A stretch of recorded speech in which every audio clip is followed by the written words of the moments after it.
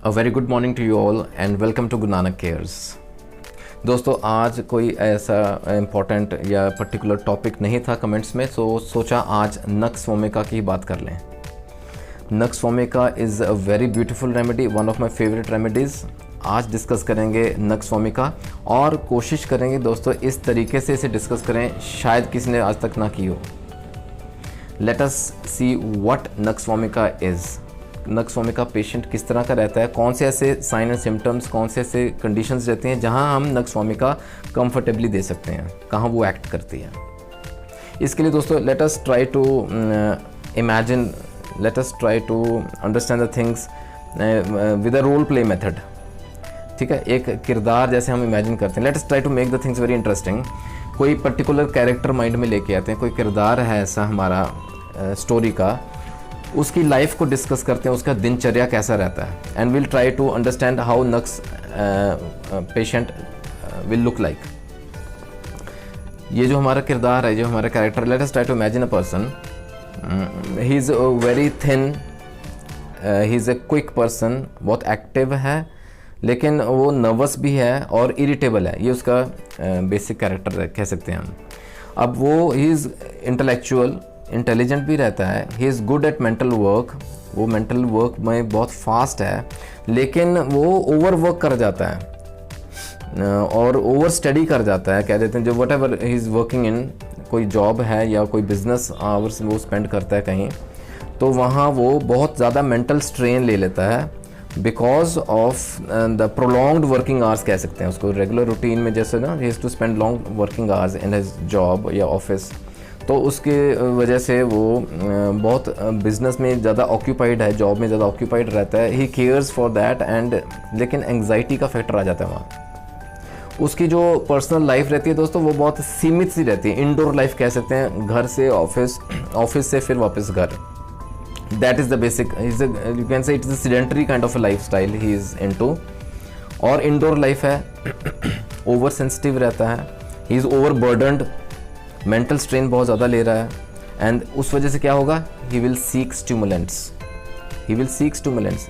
Starting चाहे चाय से हो, tea, coffee, then he will shift to wine और फर्दर स्टिमुलेंट्स लेते तो ड्रग्स तक भी आ जाते हैं, opium at times etcetera etcetera, और वो भी एक्सेस में आने शुरू हो जाते हैं। अब उसका लाइफ स्टाइल देखिए आप, बेसिकली सीडेंट्री लाइफस्टाइल है, बहुत ज़्यादा ऑक्यूपाइड है, मेंटल वर्क बहुत ज़्यादा है, is over strained at work, घर में अपनी टेंशन्स लेके आता है, गुस्सैल है, इरिटेबल नेचर है, गुस्सा बच्चों पे, परिवार पे, वाइफ पे निकल जाता है।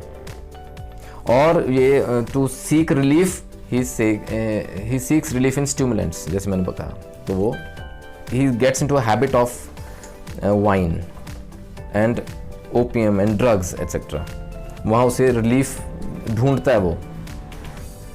देन खाने में अगर देखें तो ही prefers rich and stimulating food, वो बड़ा चूज़ी है खाने में, लेकिन खाता कुछ नहीं, वो डाइजेस्ट नहीं कर पाएगा because the anxiety factor is always disturbing him. And then wine and women become a part of his life. अब देखिए कैसे, जैसे एक फिल्मी स्टोरी है, because of this kind of life style he gets in to habit of wine and women also. तो late night hours वो यहाँ स्पेंड करता है। अब इमेजिन कीजिए अगर ऐसी दिनचर्या रहेगी तो नेक्स्ट मॉर्निंग वो क्या लेके आएगा ऑफिस में, he will be suffering from dyspepsia, a troubled stomach, ठीक है, और उसके साथ उसे दिक्कत रहेगी, चिड़चिड़ापन बढ़ जाएगा, इरिटेबल टेम्पर रहेगा, वहाँ भी गुस्सैल रहेगा, ऑफिस में भी सबसे गुस्से से बात करेगा।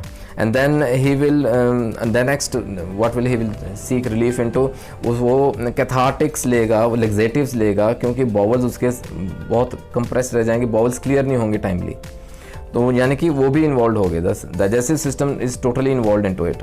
और वो लिवर पिल्स लेगा, वो और स्टिमुलेंट्स लेगा, he falls in a habit of these which will further complicate the matter और उसे उलझनों में डाल देंगे।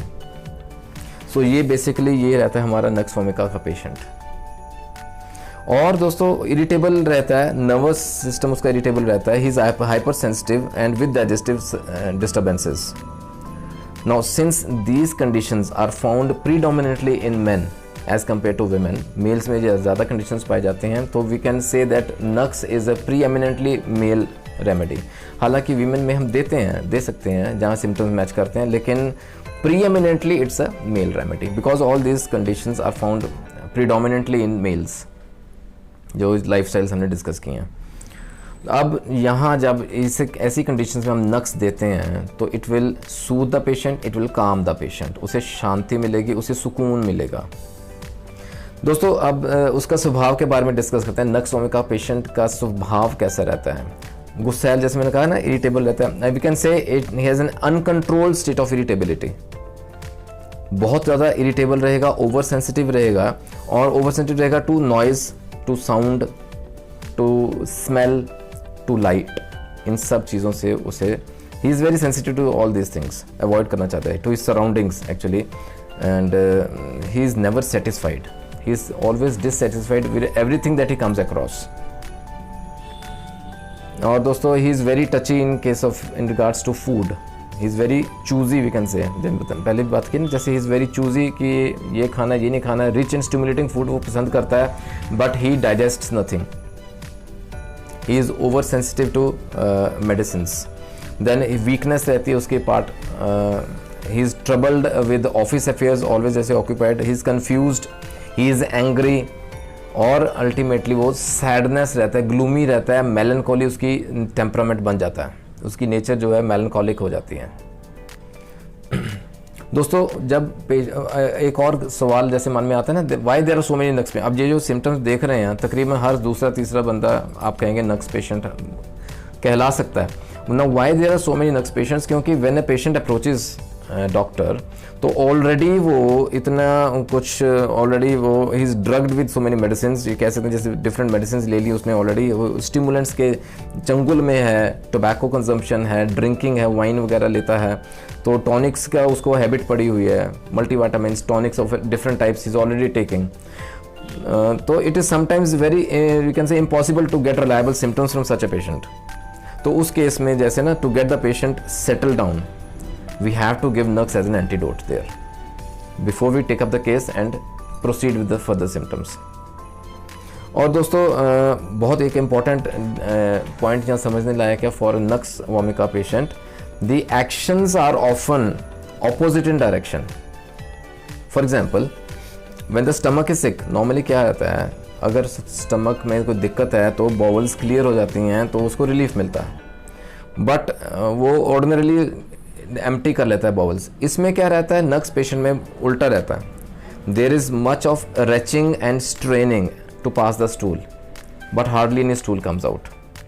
जितना वो ज़्यादा जोर लगाता है उतना डिफिकल्ट होता है स्टूल पास करना, जितना वो ज़्यादा स्ट्रेन करता है harder it's to pass the stool.